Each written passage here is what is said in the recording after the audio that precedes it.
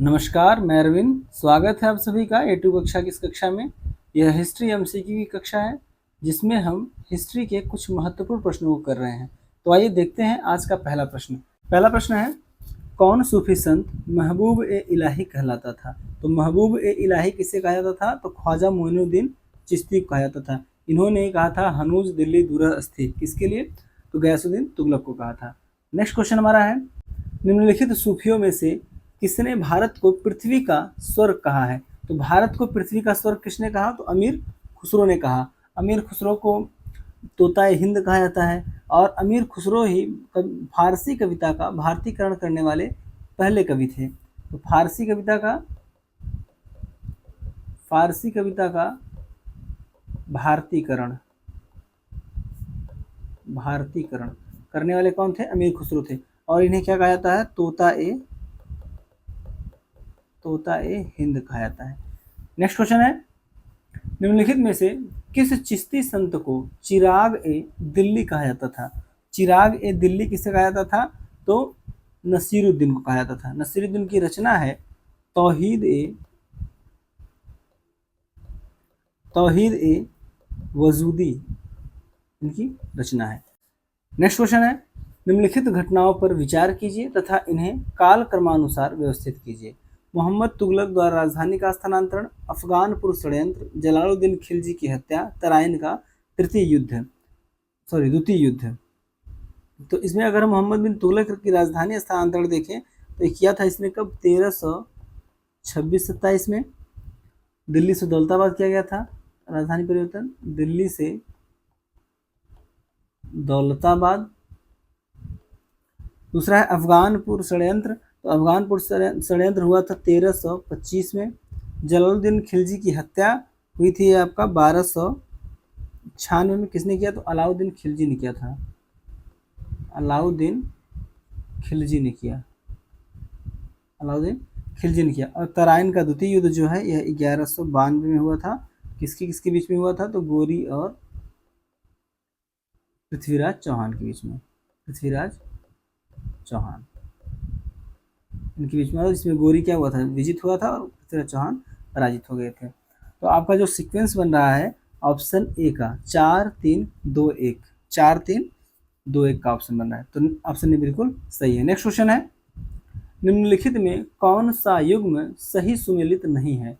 तो कौन सा युग्म सही सुमेलित नहीं है? तो इब्न बतूता मोरक्को का था, मार्को पोलो इटली का था, अब्दुल रज्जाक जो है तुर्की का नहीं था, यह ईरान का था। कहाँ का? ईरान का। तो ऑप्शन सी आपका बिल्कुल सही है। आपका। और नूनीज आपका कहाँ था? पुर्तगाल का था। और अगर बात करें तो इब्न बतूता जो था यह मोहम्मद बिन तुगलक के काल में आया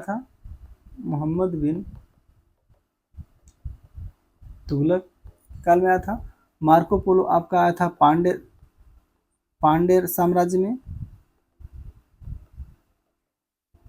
और अब्दुल रज़ाक आए थे देवराय द्वितीय के काल में। और नूनीज आया था अच्युत देवराय के शासनकाल में आया था। नेक्स्ट क्वेश्चन है, विभिन्न सुल्तानों द्वारा निम्नलिखित विभिन्न विभागों के निम्नलिखित युग्मों में से कौन सा युग्म असत्य है?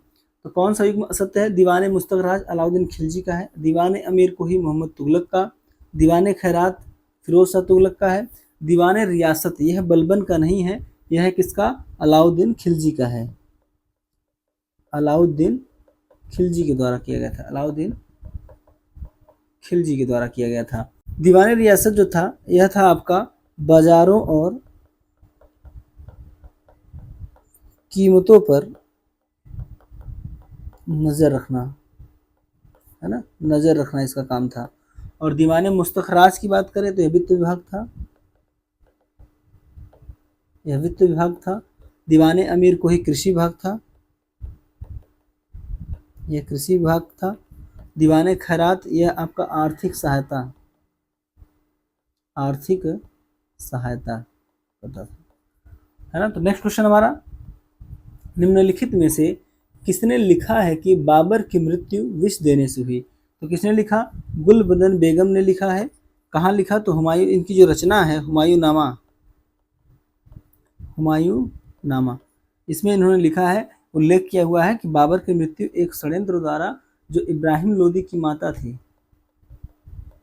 इब्राहिम लोदी की माता के द्वारा विष देने से इनकी मृत्यु हुई। और ये गुलबदन बेगम है कौन? तो बाबर की पुत्री है।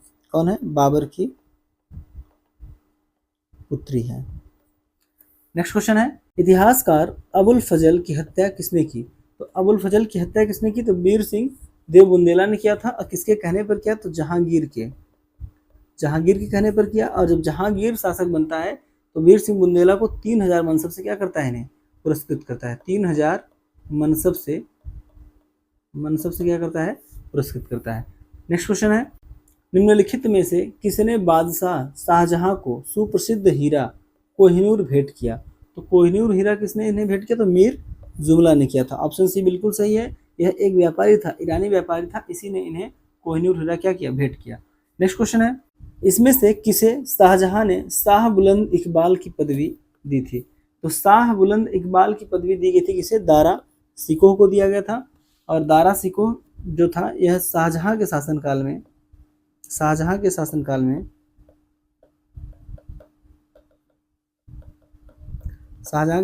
में इसने उपनिषदों का फारसी भाषा में क्या किया था? अनुवाद किया था। इसने अनुवाद किया। और किस नाम से किया अनुवाद? तो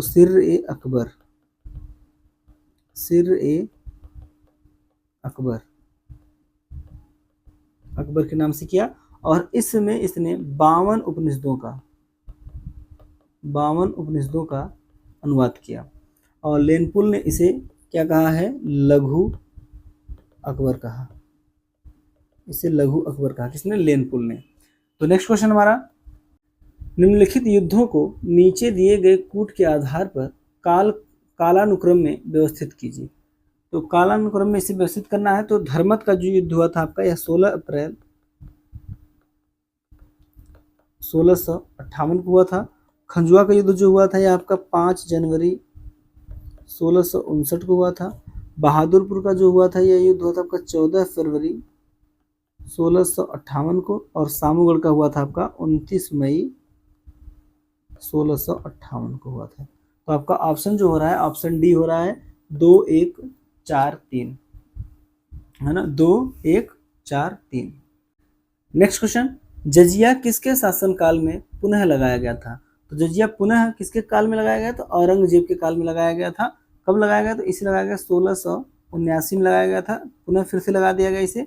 और अकबर ने इसे 1564 में क्या किया गया था? कर दिया था, समाप्त कर दिया गया था।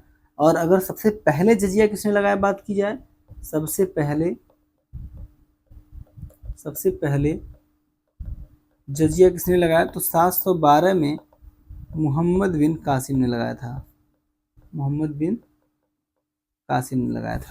नेक्स्ट क्वेश्चन है, 1687 ईस्वी में जब औरंगजेब ने गोलकुंडा किले पर अधिकार किया, उस समय गोलकुंडा का शासक कौन था?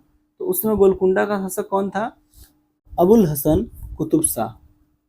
नेक्स्ट क्वेश्चन है, औरंगजेब के शासनकाल में निम्नलिखित यूरोपीय यात्रियों में से कौन आया?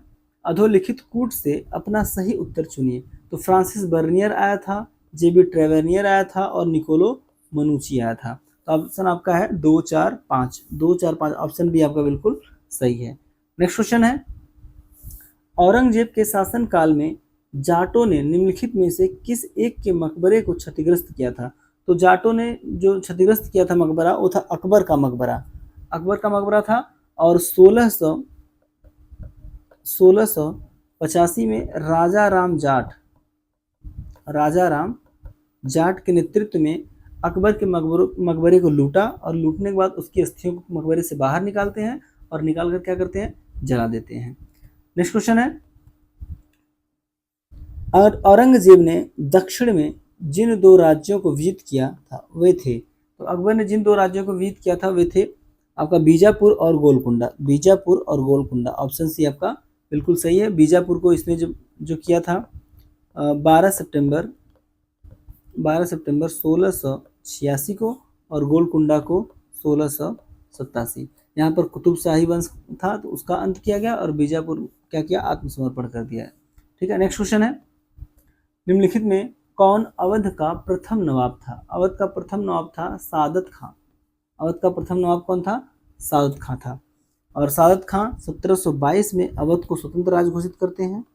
1722 में स्वतंत्र राज्य घोषित करते हैं, और 1886 में 1856 में आप सभी जानते हैं वाजिद अली शाह का शासनकाल होता है, और डलहौजी ने अवध पर कुशासन का आरोप लगाया और लगाकर इसे क्या कर लिया, ब्रिटिश साम्राज्य में शामिल कर लिया। तो ऑप्शन बी आपका बिल्कुल सही है, सादत खान। नेक्स्ट क्वेश्चन है, औरंगजेब की 1707 ईस्वी में मृत्यु होने के बाद सत्ता किसने संभाली?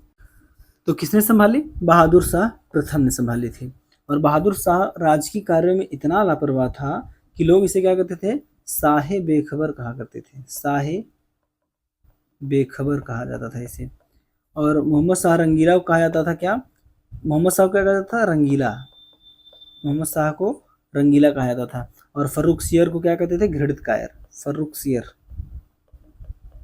फर्रुख सियर को घृणित कायर कहा जाता था। घृणित कायर। नेक्स्ट है, नादिर शाह का आक्रमण किस मुगल सम्राट के काल में हुआ था?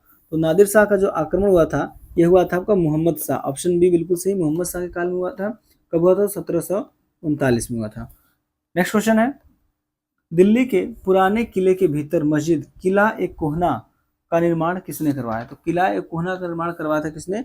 शेर शाह सूरी ने। ऑप्शन बी बिल्कुल सही है। नेक्स्ट क्वेश्चन, दिल्ली में पुराना किला के सामने खैरुल मंजिल नामक मस्जिद का निर्माण किसने करवाया? तो खैरुल मंजिल का जो निर्माण करवाया था कौन? माहम अनगा ने करवाया था। और माहम अनगा का जो शासनकाल, इन्होंने जो शासन किया था 1560 से 1562 तक, इसे कहा जाता है पेटीकोट शासन या पर्दा शासन कहा जाता है। खैरुल मंजिल का जो निर्माण करवाया 1561 में करवाया था, है ना। तो नेक्स्ट क्वेश्चन है, निम्नलिखित में उनके निर्माण क्रम में व्यवस्थित कीजिए तथा उनके नीचे दिए गए कूट से सही उत्तर चुनिए। तो दिल्ली का लाल किला जो था इसका निर्माण करवाया गया था 1639 से 1646। करवाया कौन? तो शाहजहां ने करवाया था। शाहजहां ने करवाया। ताजमहल आप सभी जानते हैं कि 1631 से 1653 तक चला, ये भी शाहजहां ने करवाया। और कुतुब मीनार आप सभी जानते हैं कि 1199 में इसकी नींव रखी कुतुबुद्दीन ऐबक ने, और 1229 तक 29 में इसका निर्माण करवाया कौन? इल्तुतमिश ने। तो कुतुबुद्दीन ऐबक ने क्या किया? नींव रखा, और इल्तुतमिश ने क्या किया? इसे पूरा किया। इल्तुतमिश ने इसे पूरा किया। और आगरा का किला जो है यह 1565 से 1573 किसने करवाया? तो अकबर ने आगरा के किले का निर्माण करवाया। तो आपका ऑप्शन है 3 4 1 2। 3 4 1 2, ऑप्शन सी आपका बिल्कुल सही है, 3 4 1 2। नेक्स्ट क्वेश्चन है, निम्नांकित मकबरों में से कौन सा एक बड़े उद्यान के केंद्र में स्थित है और ताजमहल का पूर्व रूप जैसा प्रतीत होता है? तो पूर्व रूप जैसा प्रतीत होता है तो यह कौन? दिल्ली का जो हुमायूं का मकबरा है, दिल्ली का हुमायूं का मकबरा है, यह बिल्कुल ताजमहल के जैसा है ना। इसे क्या कहा जाता है? पूर्व रूप कहा जाता है इसका, ताजमहल का पुरोगामी कहा जाता है। इसकी पत्नी जो है हमीदा बानो बेगम 1664 में इसका निर्माण प्रारंभ करवाया। और जो यह हुमायूं का मकबरा बना हुआ है 4 बाग शैली में निर्मित है। किसमें? 4 बाग शैली में निर्मित है यह, है ना। तो किसे कहा जाता है? हुमायूं के मकबरे को। नेक्स्ट क्वेश्चन है, अकबरनामा के निम्नलिखित भागों में किसे आइन ए अकबरी कहा जाता है? तो अकबरनामा जो है यह कितने भागों में है? 3 भागों में है ना। 3 भागों में है, और तीसरा जो भाग है उसे कहा जाता है क्या? आइन ए अकबरी कहा जाता है ना। और अकबरनामा की जो रचना की गई है किसके द्वारा की गई है? इसकी रचना अबुल फजल के द्वारा की गई है। अबुल फजल के द्वारा की गई है, और अबुल फजल ने इसे 7 सालों में इसे पूरा किया। तो नेक्स्ट क्वेश्चन हमारा है, अकबर के शासनकाल में किसके निर्देशन में महाभारत का फारसी में अनुवाद किया गया? तो महाभारत का फारसी में अनुवाद फैजी के निर्देशन में किया गया था और महाभारत का जो फारसी अनुवाद है उसका नाम है रज़्मनामा। क्या नाम है? रज़्मनामा। तो ऑप्शन सी बिल्कुल सही है। नेक्स्ट क्वेश्चन है आपका, शिवाजी निम्न में से किस किले में पैदा हुए थे? शिवाजी का जो जन्म हुआ था वह शिवनेर के किले में हुआ था, जो कि कहाँ है? पूना में। नेक्स्ट क्वेश्चन, वह कौन सेनानायक था जिसे बीजापुर के सुल्तान ने 1659 ईस्वी में शिवाजी को दबाने के लिए भेजा? तो शिवाजी को दमन करने के लिए अफजल खां को भेजा गया था और अफजल खां का जो वास्तविक नाम था वह था क्या? अब्दुल्ला भटारी। क्या था? अब्दुल्ला भटारी इसका वास्तविक नाम था। और जो इनकी मुलाकात होती है, दोनों की मुलाकात, यह होती है 2 नवंबर 1659 में हुआ। तो नेक्स्ट क्वेश्चन है, दिए गए कूट की सहायता से निम्नलिखित घटनाओं को तिथि क्रम में रखें। तो तिथि क्रम में रखना है इसे। तो पुरंदर की संधि आप सभी जानते हैं कि हुआ था कब? 1665 में हुआ था। सूरत की लूट हुई थी 1664 में। शाइस्ता खां के शिविर की लूट जो हुई थी 1663 में। और तोरण विजय हुआ था आपका 1646 में। तो आपका ऑप्शन ए बिल्कुल सही है, 4 3 2 1। ठीक है। नेक्स्ट क्वेश्चन है, किस मुगल सेनानायक के साथ शिवाजी ने पुरंदर की संधि 1665 पर हस्ताक्षर किया? तो जयसिंह के साथ इन्होंने क्या किया था? पुरंदर की संधि पर हस्ताक्षर किया। और ये जो संधि हुई थी कब? जून 1665 में हुआ था। नेक्स्ट क्वेश्चन है, निम्नलिखित में से किस किले में राजाराम मुगलों के घेरे में 8 वर्षों तक रहा? तो 8 वर्षों तक राजाराम किस किले में रहे? तो जिंजी के किले में राजाराम 8 वर्षों तक रहे। जुल्फिकार खां था जिसने राजाराम को जिंजी के किले में 8 वर्षों तक क्या किया? घेरा डाल के बैठा था और इन्हें वहीं पर रोक के रखा था। तो आज की कक्षा में बस इतना ही। मिलते हैं आपसे अगली कक्षा में, तब तक के लिए नमस्कार।